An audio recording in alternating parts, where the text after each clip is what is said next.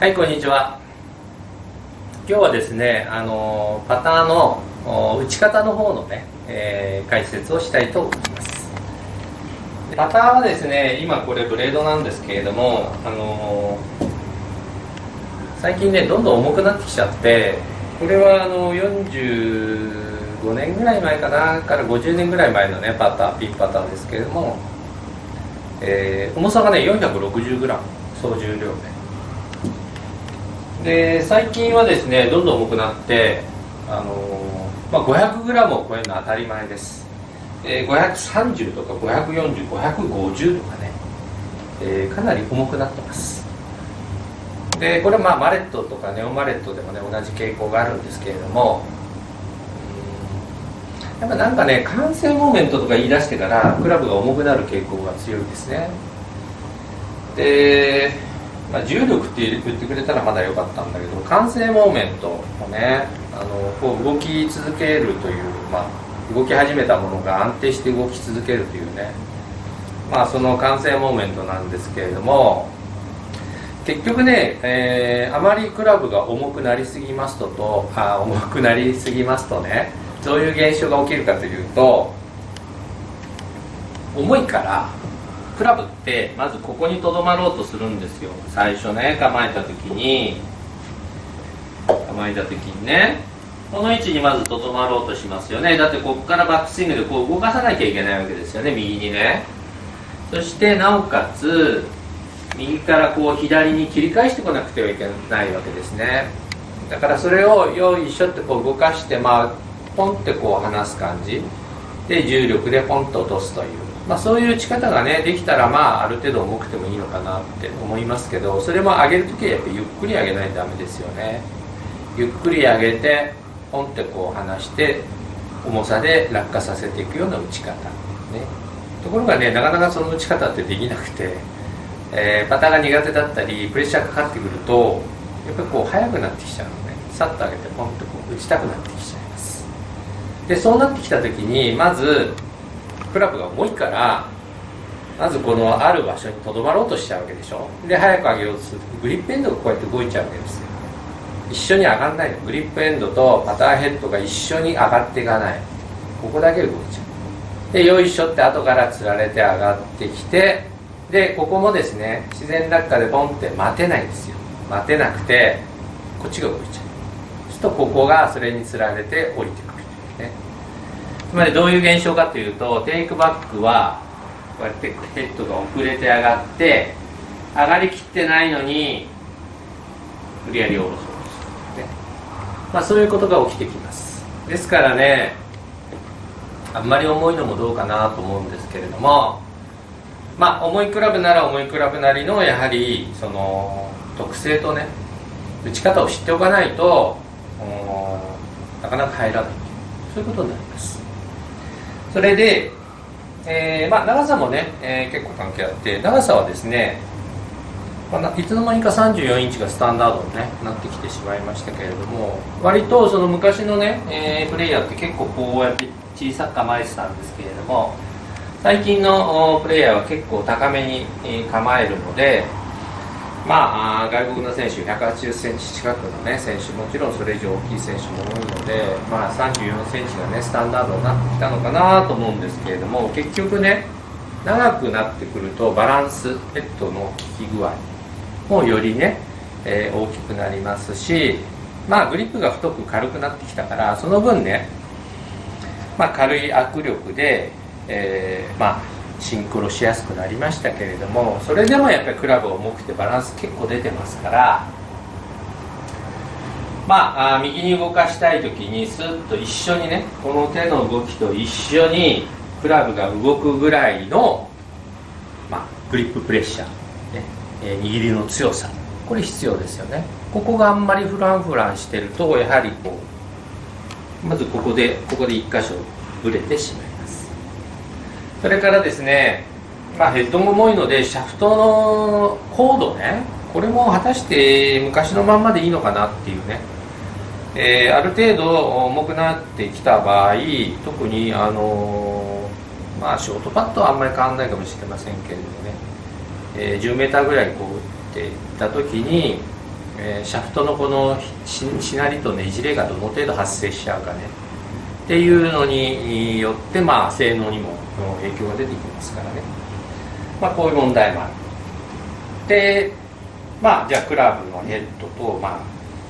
シャフト、そしてグリップがつながったとします。で、グリップに関しては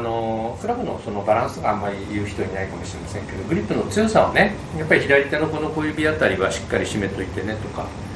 緩まないようにって言ってるね人は結構いるかなと思うんですけれども、それから次は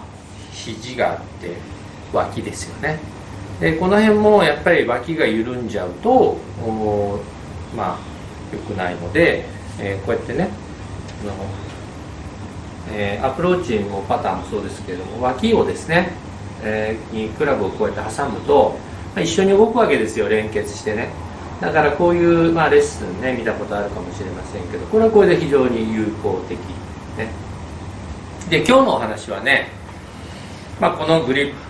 プで脇でもう一つ非常に重要なね、ことがあります。つまりその上のコアの中心の部分のお話です。でまずですね、こっちをちょっと見てください。これ私ですけれども、ちょっと前傾を大きめにしてます。で目とボールの距離もちょっと近めにね構えてますけれども、下半身この辺は動かなくて、でパターのシャフトね、今来角72度でも大体その一般的には69度とか65度ぐらいで皆さんプロもね打ってますけれども、グリップがあって肘があって肩があるね。そうするとね支点この、パターをここは連結させて、肩の回転で打つんですけれども、この辺りにね、軸となる支点が来てるとね。でこう肩が動いて腰が動かないわけでしょ。で胴体の部分ね、この真ん中のあたりはちょっとねじれる感じですよね。少しねじれる肩になってくると結構動きがあります。で、グリップを連結するお話はしました。脇を連結する話もちょっとしましたね。肘も大事ですよね。肘を曲げるなら曲げたままこう連結させて動かないようにって大事なんですけれども、問題はねここの支点の部分ですね。ここの支点の部分の周りの筋肉、例えば背中、胸、あと細かい筋肉ね、ちょっとこれ見てください。この僧帽筋というね、こういう大きな三角形の筋肉、これ僧帽筋の下の筋肉ですね。でこういう筋肉がいっぱいあるわけです、背中にね。でこちら胸の筋肉、大胸筋とかね、大きくこの辺の筋肉があります。で、これらのね胸と背中の筋肉がそこのコアの中心の部分の、安定感、支えというのに非常に重要になってきます。で例えばね、今リラックスした状態で肩をねこう動かそうとするとすごく楽に動くわけですよ、ね、ですからパターをするときにリラックスした状態でストロークするとこの辺もフラフラ動くし、グリップもゆるゆるだとやっぱりこうね不安定ですよね。でまずはこのグリップ脇の話をしましたので、このコアの部分をね、こういう動きをなくすために、安定させるためにまず左右、一緒に動かしたいですよね、右と左で。なおかつ余計な動きはしたくないのでどうすればいいかっていうことなんですけれども、2つあります、やり方がね。1つは背中をこう猫背みたいに綱引きするとき、背中を丸めてですね、こう丸めていきます。こう丸めて僧帽筋、先ほどの三角形のねこの筋肉をこうビューンと伸ばすんです。こういう状態です。猫背にしちゃいます。そうするともうそれだけで、今右を動かすと左も動いちゃう、左を動かすと右も動くっていうね、さっきみたいにこういうようなバラバラな動きをしなくなります。背中を丸めるですか。で最初はねちょっとねオーバーめに、やってみてください。構えた時に結構オーバーめに背中を丸めて、でここも大事でしょ、ここも大事だけど、ここはギュッと握るというよりはね、少しね絞り込んでください。こう絞り込む、絞る、絞る、ね、で絞り込むとですね、フィーリングはあるんだけれども、連結感は出てきます、ね、背中に今背中をすごい猫さんみたいにふーっと丸めてます。で丸めたものを緩めない、ね、丸めたのを力を緩めないでそのまま打ってきます。危なかったちょっと危なかったですね。はい、がありました。背中を丸めて、慣れてくるとね、ちょっと力を入れるぐらいで大丈夫できます。ただ緩んでませんよ。普段みたいにリラックスしてるとポーンといっちゃう時ある。背中には力を入れてます。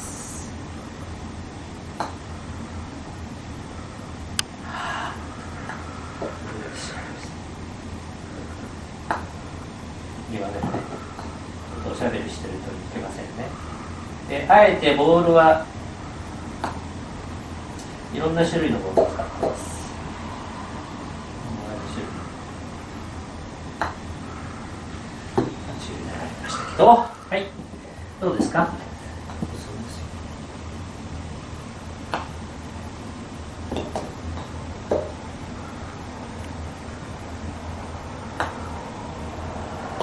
背中はずっと張ってます。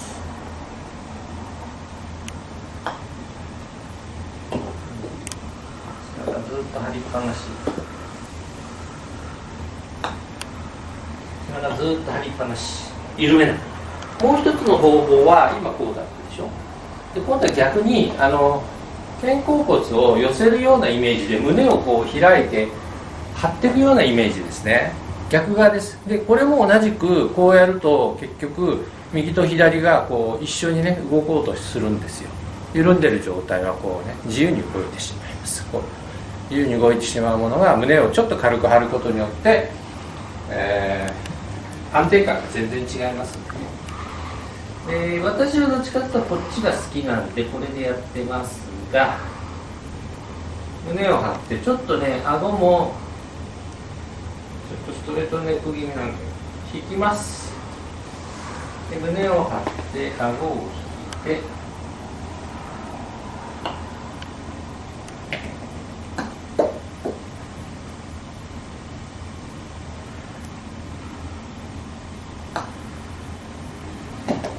なかなか服を着てるのでねちょっと分かりづらいかもしれませんけれども、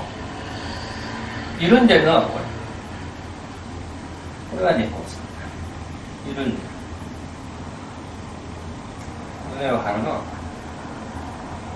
肩甲骨に張りを持たせる。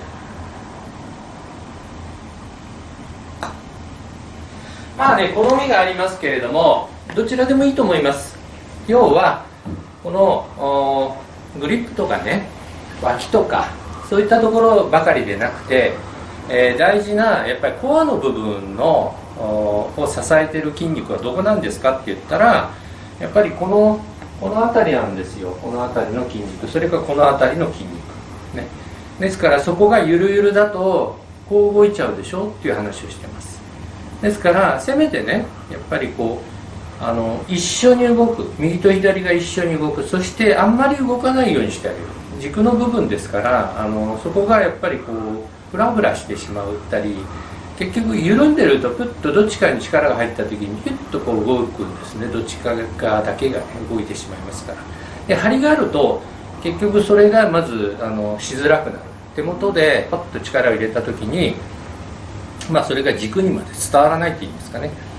軸が非常にその鈍い動きをね、軸の周辺の筋肉が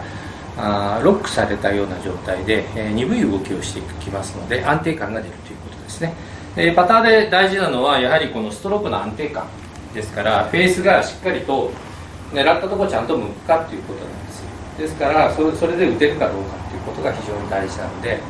こうぶれたりね、これもありますけどこう受けたりね、そういうのをできるだけ少なくするために意外と知られていないのがこのコアの部分に力を入れてコアの部分の動きを安定させるということが非常に重要なんでね、ぜひ胸を張るか背中を丸めるかどちらかの方法をね、試してみていただきたいと思います。はい、以上です。ご清聴ありがとうございました。